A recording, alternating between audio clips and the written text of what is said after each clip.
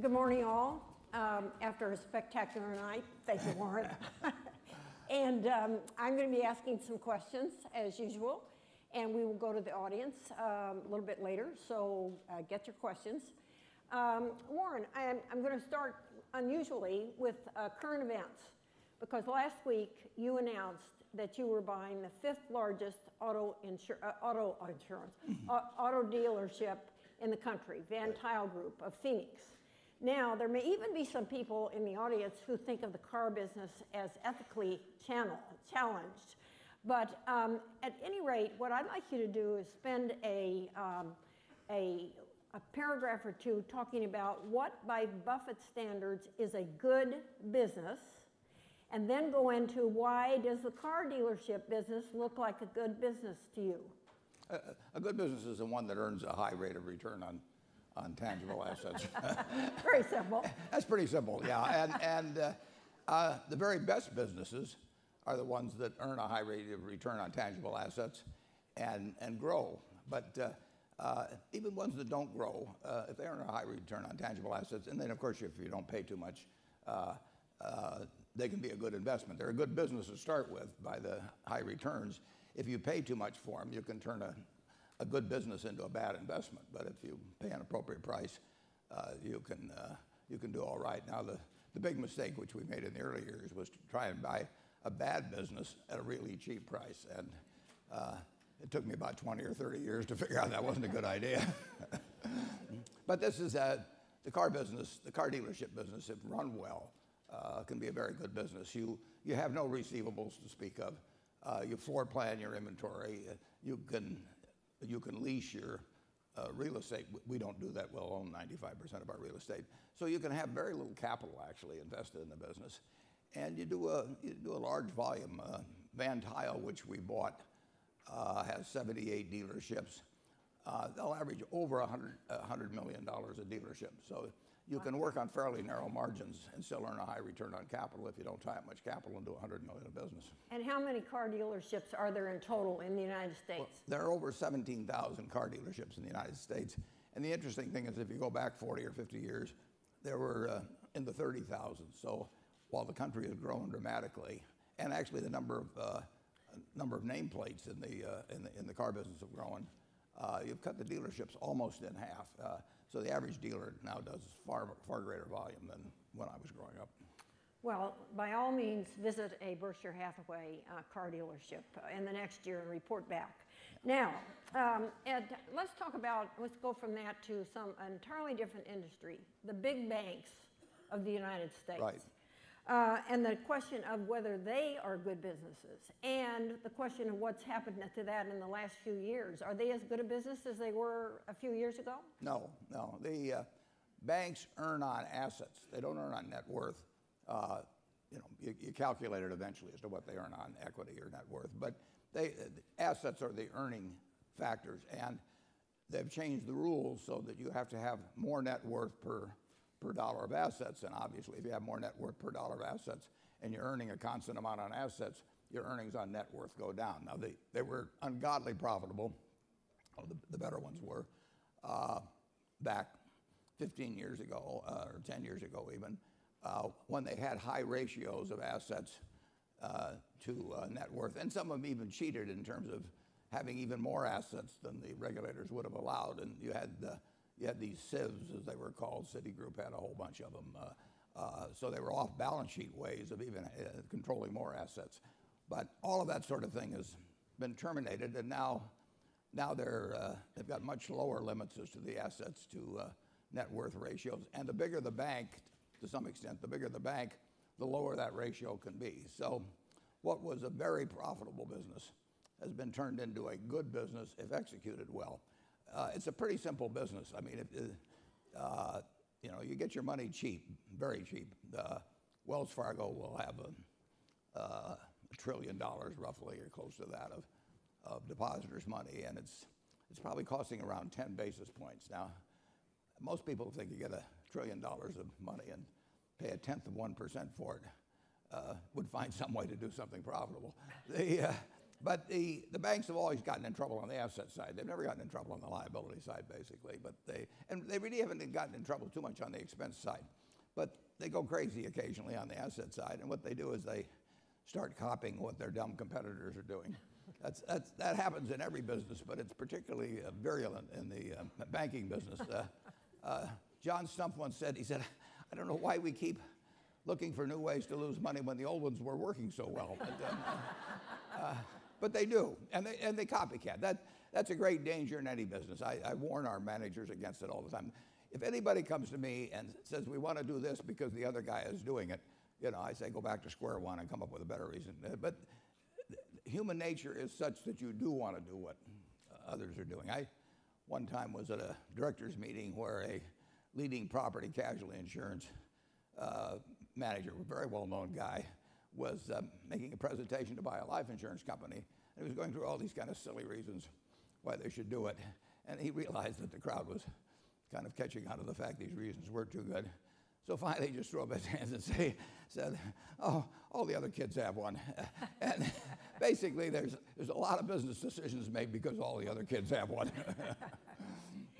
Okay, now let's move to the stock market, Okay. subject of great interest to everyone here, I'm sure. Over the years, you've generally been reluctant to frame a big cosmic position on the stock market. I've done it about 5 times. I know, but I think last spring, if I'm remembering correctly, and correct me if I'm not, you said that stocks were neither greatly expensive or really cheap. Right. What would you say now about stocks? And in answer, you might also mention what people are now calling the Buffett standard. I didn't even know that. A statistical comparison that Fortune has used and promoted over the years, and tell us how things rank there. Well, I did use in a talk I gave 15 years ago at Sun Valley and got reprinted in Fortune, a standard of total market capitalization to GDP. And that I used that because it showed at that time how extreme things had gotten. I think they'd gone from Extremely high. Yeah, they'd gotten from 40% of GDP, which had been kind of standard over the years, they'd gotten up to like 170% or something. So it wasn't designed to be a fine-tuning type of valuation, but it showed things had really changed in a big way.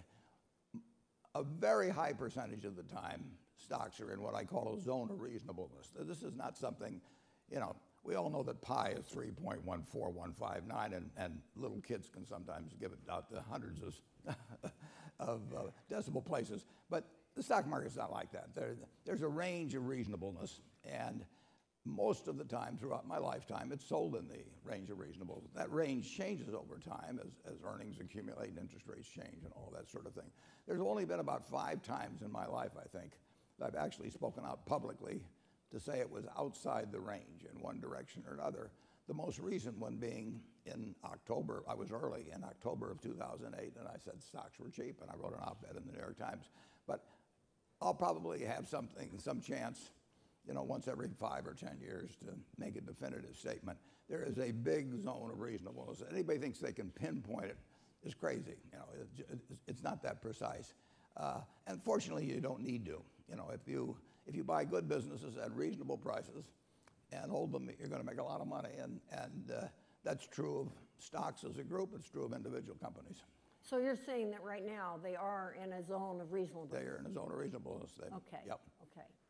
All right. We're going to move sharply to another direction, to politics. A question of very great interest to this audience. Is Hillary going to run? Now, let me give you a background on Hillary, because in 2008, Warren promised support to both Hillary and Barack Obama.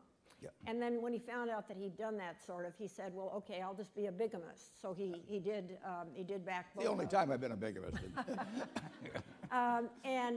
Okay, tell us, is Hillary going to run? Hillary's going to run. Hillary's going to run. Yeah. How soon is she going to announce it? She's going to announce it as late as possible. Uh-huh. Well, how late is possible? Well, I'm giving a direct quote. Okay. All right, next question. Who's going to be your opponent? Who would you guess? I don't know. The interesting thing is that Mitt Romney's getting more interested. Right, Yeah, right. but her opponent will be whoever wins the Republican primary, and there's going to be a lot of people who want to do it. Well, some people say that if Jeb Bush runs, that Mitt Romney won't. Do you believe that's the case? I think once they have the political bug, anybody will run that they think has a chance, and who thinks they can raise the money. Okay. That's Now, called Buffett's law. Now, final question on that. Is Hillary going to win? Hillary's going to win. Yeah. Well, I know I've heard just in the last few days that some of the political pundits like Ed Rollins are saying that it is going to be true. I will bet money on it. I mean, You will bet money. I don't do that easily. Anybody in the audience who would like to come on the other side of Warren Buffett, I want to tell you it's not too good a deal being on the other side of Warren. We did that on silver one time. I was selling short and you were buying Right. on silver. That was right. Okay. Now, a business issue that is constantly in the press is the security of corporate data. Has Berkshire had, or have you had personally, any security problems? I don't have anything to hack. I'm the only person without any email. So that, and I'm groping here to pull out my. This is the latest I've gotten in technology. This is my little. I really feel kind of with it, carrying that around. I don't know how to use it, understand, but I like to pull it out on occasion just to impress people. And wasn't there an occasion where you didn't look at it for kind of a year? Well, there was a famous case where during the Lehman weekend, I received a call on Saturday night. I was in Edmonton, Alberta, very late at night. And I first arrived there for a social event at 6 o'clock, and I got a call from Bob Diamond of Barclays, who was trying to buy Lehman. And they wanted, the British government had just told Barclays they could not buy Lehman and expose themselves to a loss of greater than £3 billion without getting shareholder approval, and they would need at least a month to get shareholder approval. So Bob Diamond said to me, what would you charge to ensure all the parties doing business with us that their contracts would be fulfilled between when we make the deal and when we have a chance to have a shareholders vote approving it, which would have been at least 30 days, probably 60 days. And I said, well, I've never heard of a contract like this, and how much do you want the indemnity be for? He said, I want it to be unlimited. Well, unlimited was not a great word in the fall of 2008. So I said, I'm going to this party. I'll come back about midnight. Fax me how much you'll pay, how you'll define the terms of the contract, but tell me how much you'll pay, and I will get back to you no matter what hour it is. It was a couple hours later in New York, and I'll let you know whether I'll do it. So I went to the party, and I came back at midnight, and there was no fax. And I went down to the desk, and I said, where's the fax? And they said, we don't have a fax. And so I stayed up for another hour or two. Finally, I gave up. That was September 2008. In July of 2009, I was going to Sun Valley, and we got off the plane, and I opened this very modern contraption I have in my pocket, and it said message waiting or something like that. And I don't know how to work that part of it. So I gave it to my daughter, who's here, and I said, tell me what this is. Message is on here. And so she pulled it up and handed it to me, and I started listening, and she started talking to me. I said, quiet, I'm trying to listen to this. And it turned out that it was a message from that night in September telling me that they would call me on Sunday and we'd try to work out all this thing. So if you really want to know the story of why Lehman failed. Well, wasn't there... Send smoke signals to me if you have anything important to say. So you haven't had any security problems. I don't think Berkshire has had any security problems. No. How about, didn't your wife lose her credit card once? Your first wife lose her credit card once? Oh, yeah. Oh, yeah. Yes.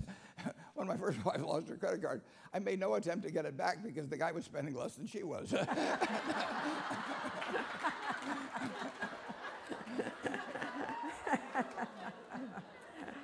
Okay.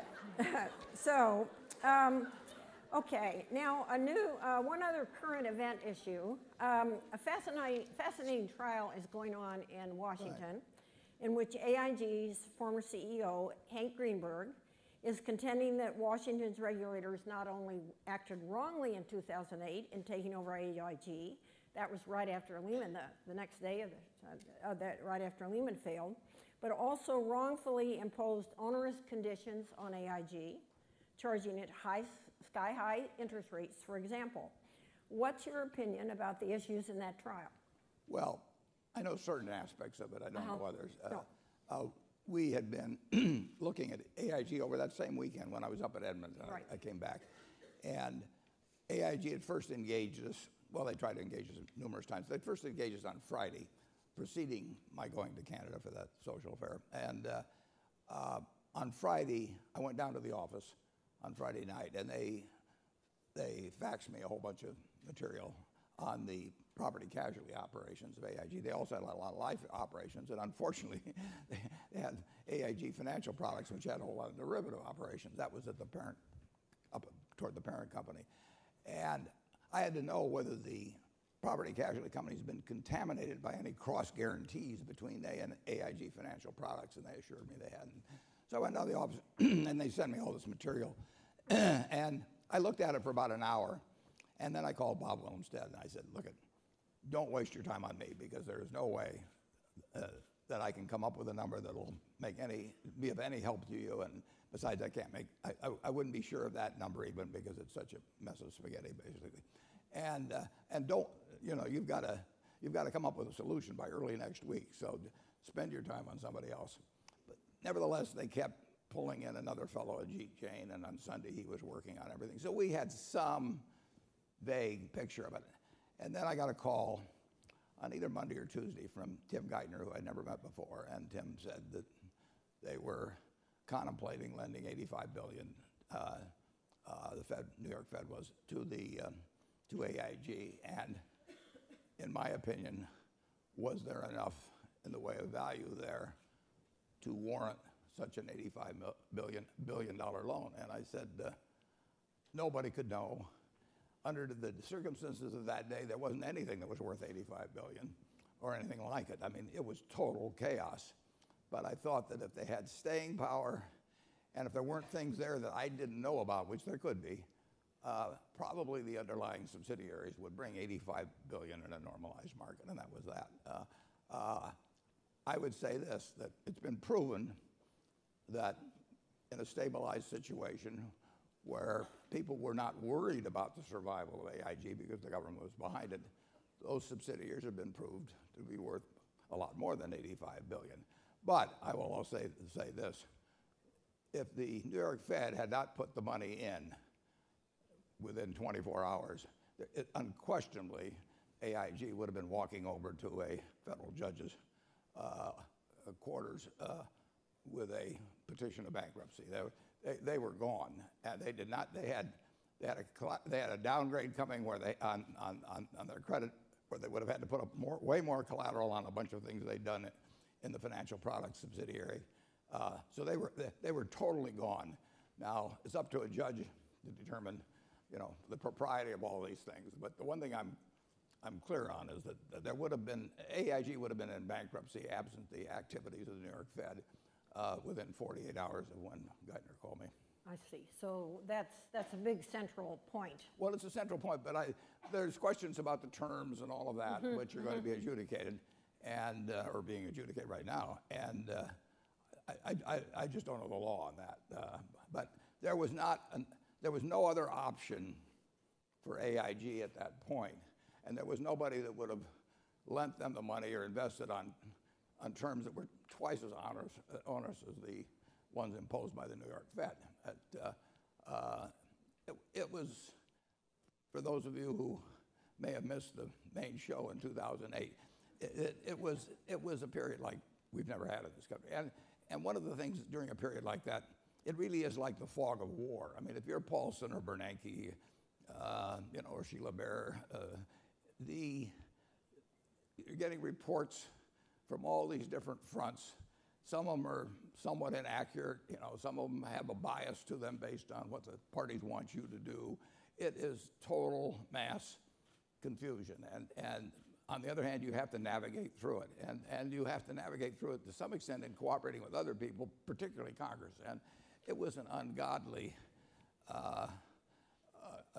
I've never seen anything like it. I don't think I'll ever see anything like it again. And I give great credit to Paulson and Bernanke and Geithner and Sheila Bair for what I give credit to President Bush for the way they handled it. You can criticize what might have been done leading up to it, but when Pearl Harbor happened, they did the right thing. And my final question here, what about the political deadlock in Washington? Do you see any hopes? Do you see how we get out of that? Well, we'll get out of it somehow because I always say that buy stock in a business that's so good that an idiot can run it because sooner or later one will. Now, if you want to, you can make a mental jump on that over to governments and so on. We do have a country that works over time. I mean, it's an unbelievable country, and it will continue to work. It will get people. Well, we had a civil war here in this country. We have had all kinds of problems in the past, but this country, it's unbelievable what's happened since 1776, and the game isn't over. So, I'm an optimist about it getting solved. But if you asked me how it was going to happen, I would say I don't have the faintest idea. It's a terrible situation, whether it's in a family, in a business, in a government, when a significant portion of the people involved don't even really want to succeed. They want the other person to fail. And you'd never want to bring that, into any activity. I mean, but a significant percentage of people in Congress really want the president to fail. Right. And that is not good for the country. And we'll get past it one way or another. But it has been, it has been a pretty ugly show in recent years. But don't ever. That should not affect in any way your business decisions. Charlie Munger and I have been making stock decisions and business decisions one way or another together now for 55 years. We have never the macro doesn't enter into it, nor does political. We have not made decisions differently because one party or the other's in power. We have not made decisions based on whether we thought interest rates were going to go up or down, or what was going to happen with labor negotiations someplace. You don't want to give up what you know how to do because of opinions which you don't know whether are right or not, and which are going to be transitory in any event. So you really go out there every day and do whatever makes the most sense. So when we buy the auto dealerships last week, we don't factor in anything about the Fed, about the deadlock in politics, about what's going on around the world. Those are all important things, but they don't affect whether those dealerships, which we're buying to own 100 years, they don't affect whether they're going to make money in the year 2024 or 2034 or 2044. And the important thing is whether we get a good business with good management at a sensible price. Now, let me turn to the audience, where it's always hard to see up here. Yeah. But if you'll raise your hand, other people will help me. Anything over here? Hi, Warren. It's Catherine Keating from J.P. Morgan. I want to ask you about your view on the economy. A lot of economists have claimed coming out of the crisis that we have a prolonged period of slower growth, and yet you're investing in car sales, home sales, trains, transportation, things deeply sensitive to the economy. I'd love to hear your view about where you see us today. Yeah. Since the fall of 2009, 5 years ago now, we have seen, both in our own businesses, and we've got 75 or more businesses. We've really got a lot more than that, but because some of them own other ones. But we're across the board in everything. We're now in planes, trains, and automobiles, among other things. But we're in all kinds of businesses, and they interact with all kinds of businesses. We have seen, since 2009, really a rather steady, not at the rate people hoped, but a rather steady increase in business right straight through. We've heard talk, and you've heard talk during that period about double dips and all these things and acceleration and everything. We have not seen it accelerate much or decelerate much ever from, let's say, a 2% or thereabout rate. And that's what we see today. And we see it whether it's in freight car loadings. We see it in all kinds of ways. Automobiles have been better than I would have anticipated. Housing has been worse than I would have anticipated. But overall, the economy has been moving forward now for 5 years. Now, it's moving from a position that, they talk about having 8 or 9 recessions since World War II and how we've come out of them faster. This was way, way, way different than any other recession we've had post-World War II.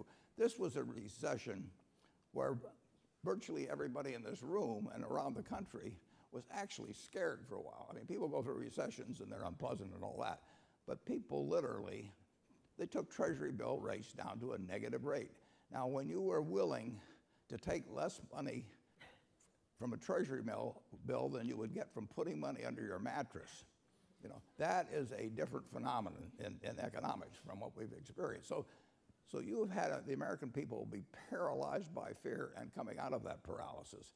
And the gain has been really, I think, quite satisfactory. I mean, you'd love to see it faster. And let me point out one other thing. We talk about 2% a year gains now, and everybody says that's terrible, and it's not our potential and everything. The population is probably going to grow at a little less than 1% a year. So if you have 2% real gains, that means in a generation, in 20 years, you will have greater than a 20% per capita gain in real GDP. Now, real GDP is about $54,000 per person in the United States. If you get a 20% real gain per capita, that's $10,000 per person more per capita income in the United States in one generation. That's fantastic. I mean, it may not be as good as we did in some of the decades after World War II, but if you go back in history, centuries went by without getting anything like that. And 20% gain, how would you like to have that distributed somehow evenly across the population? You'd be rid of all poverty and everything else. So even at our present rates of gain, this country is turning out more and more stuff per capita year by year, and it will continue to do so. We have a marvelous machine, and it has worked extraordinarily since 1776. In my lifetime, I was born in 1930. In my lifetime, the real GDP per capita in the United States has increased 6 for 1 person's lifetime. Amazing. I mean, nothing like it's ever happened. And it isn't because we're smarter, and it isn't because we work harder. It's because we have a system that unleashes human potential. And, just look at the people in this room. I mean, you have more potential than you thought you had 10 years ago or 20 years ago. You certainly have more potential than your parents thought you had. So it just, and you will find 10 years from now, that you had a lot more potential than you thought you had today. I mean, and you're going to get a chance to use it in this country. You're not condemned to a life that was ordained by what your parents did before you or something of the sort. It's a wonderful, wonderful system, and it's still working, and it will keep working. Here.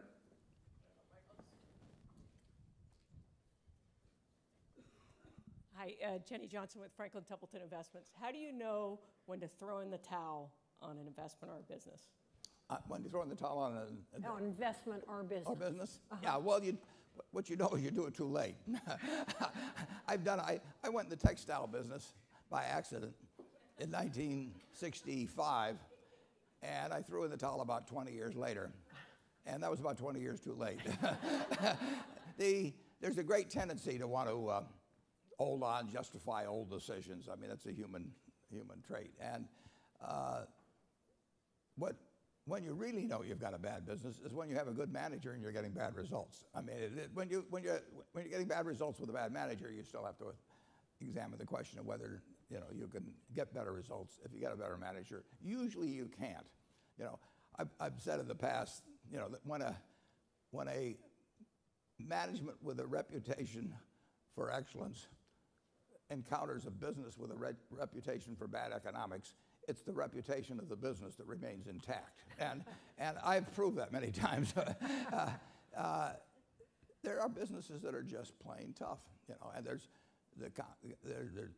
there may be too many competitors, but there's reasons why they don't drop out. There's reasons, well, we started out in textiles, and we made over half of the linings for men's suits in the country. And we went through World War II and got awards, and Sears Roebuck named us their supplier of the year and all of that sort of thing. And then we'd say, well, we'd like to increase the price of these linings a quarter of a cent a yard. And Sears would say, you must be out of your mind. There's 10 other guys that'll sell it to us at the old price. And nobody ever went into a Sears store and said, I'd like a blue serge suit with a Hathaway lining. You know? It didn't exist. We had no connection to the consumer. And there are lots of lousy businesses, you know, and there's lots of wonderful businesses. And my job over the years has been to try and figure out which is which, and I've made plenty of mistakes. I bought a company called Dexter Shoes in the early 90s. I paid $400+ million for it, and it made a lot of money before I bought it. But, you know, as soon as I bought it, they pulled some switch or something, and it immediately started losing money. And it was because of foreign competition and so on, or maybe it was because I owned it, I don't know. And it went to zero. And the worst thing was that I'd paid for it in stock, so that $400 million in stock I gave at the time is now worth about $5 billion. So every time Berkshire stock goes down, I feel a little bit better because of my opportunity loss on this business. But you know, when I looked at Dexter Shoe, they had a good position in retailers. They turned out good shoes. They had a great workforce, all kinds of things. But I just forgot one thing, that they weren't going to make shoes in the United States anymore. So you make mistakes, and it does pay to recognize quickly when you've made them. If you've got a good person running a business and it isn't making any money, you know, you're in the wrong business, and you've got to face up to that. And on her, I think the other half of the question was about investments. Do you have any rule of thumb about when you give up on, or when you realize that? Well, again, I mean, I love it when the things we buy go down. I mean, I get euphoric, you know. The stocks are down today, and I'm buying more of something I was buying yesterday. I'm buying it cheaper. Now, when you go to the grocery store and you buy something cheaper than you bought it the day before, you think that's terrific. But people with their stocks, they think that the stock knows more than they do. So that when the stock goes down, they say the stock is telling them something, you know. And what's telling me is I can get more for my money. but they take it as kind of a referendum on themselves, you know. And it's me versus the stock. If it ever gets back to what I paid, I'm going to sell it. The stock doesn't care what you paid. I mean, you have to remember, the stock doesn't even care that you own it. You are nothing to the stock. That stock is everything to you, you know. And you remember you paid $10.13, and therefore the stock should get to $10.13 before you sell it. You know, the stock has no feelings about you. You know? I hate to disillusion you on this, but it just doesn't care. And so the only question with every stock, every day, and you don't do it this frequently, is can I get more for my money someplace else?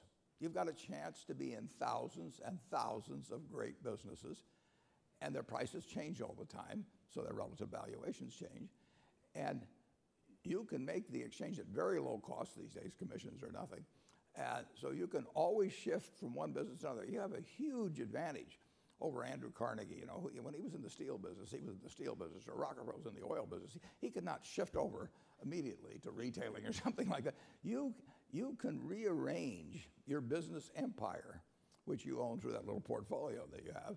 You can rearrange that, you know, at a moment's notice with practically no cost. It's a huge advantage, which people turn into a disadvantage. There is nothing about the price action of the stock that tells you whether you should keep owning it. What tells you whether you should keep owning it is what you expect the company to do in the future versus the price at which it's selling now, compared to the other opportunities of businesses that you think you know equally well, and make that same comparison. And that's all there is to owning stocks. Question? Back there in the back, are there two hands up together? Well, okay, I'll let you choose back there. Hi. You said obviously this recovery has been a little, you know, bumpy, and some industries have done well and some not so well, like home building. Many have articulated that for us to really see the full potential of our economy growing, home building is going to have to recover. Do you agree with that? And what does that look like for you? And what do you think the catalyst is to get us there? Yeah. I didn't get it, girl. Home building. You said earlier that it had lagged, and yeah. The question is, what do you think about home building, and how much of a problem is this? Well, it's come back some, but it's come back at a pace way less than I would expect. Now, we overbuilt like crazy in 2004, 5, and 6. We were building a couple million units. And basically it ties in with household formation. And household formation falls off dramatically in a recession, at least initially. I mean, if you look at 2009, I believe the household formation, was almost flat. People just, they put plans on hold. But that doesn't last long, hormones kick in, and in-laws get tiresome too. So in the end, if people keep behaving as they have since Adam and Eve, you will have household formations in this country, and you will have them, and you will not have them all, wanting to live with their in-laws or some other. They will want to have their own homes or apartment units. Now, we've had more of a bulge in apartment units than we have at homes. I mean, there can be some movement between people's preferences within whether they want to live in an owner-occupied home or in an apartment. But so far in this recovery, and we're in the carpet business, we are the largest home builder in the United States. We own a company called Clayton Homes. It actually will turn out about 30,000 homes this year. But it's lagged significantly the rate of gain I would expect, considering everything else that's happened in the economy and considering how low interest rates are. I mean, everybody in this room should get a 30-year mortgage now, and you get the mortgage. If it turns out interest rates go lower, you call it off. If they go higher, you don't call it off. Yeah, you've got the option. It's an incredibly attractive instrument for it's a 30-minute instrument if you've been wrong on interest rates, and it's a 30-year instrument if you've been right on interest rates. And I can't get that one-sided an instrument at Berkshire Hathaway. I can only get it for a mortgage. So you would think that people would be lining up now to get mortgages to buy a home, and it's a good way to go short the dollar. I mean, there's all short interest rates. It is a no-brainer. But so far, home construction pickup has been slower than I would anticipate. But I have a lot of faith in hormones, and I don't really think that their impact will be less 5 or 10 years from now. So we will have a catch-up period. We've had the catch-up period going on in autos at a much faster pace, I think, than most people anticipated. I mean, we're going to have close to a 17 million car year here, and I would not have guessed we'd have a 17 million car year at the same time that we have houses moving at the rate they are. It'll improve, but I've been wrong on the timing so far, so I'll probably continue to be wrong. Well, I'm afraid that the clock is telling us that our time is up. And I hope we'll give Warren a great hand for both speaking and singing to us.